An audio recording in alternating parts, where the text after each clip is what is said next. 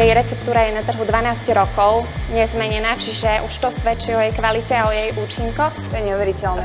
Je niečo, čo si tu nevyrábate?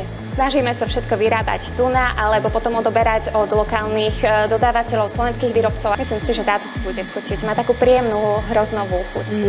Čiže žena, pokiaľ často zvracia, tak dochádza k prekysleniu v ústnej dutine.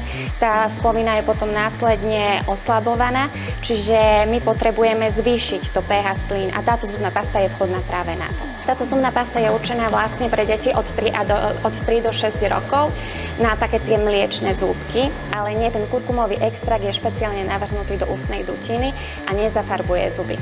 Áno, a kurkuma je teda dezinfekčná, alebo... Áno, ona má dezinfekčné účinky, antibakteriálne účinky. Tá je už tiež dlhú dobu na trhu. Ona obsahuje až 7 bylín, vrátane moringy a potom nejaký klinček, šalviu, tymián, ktoré posilňujú ďasnatá z tej rady takých tých sviežejších zubných past.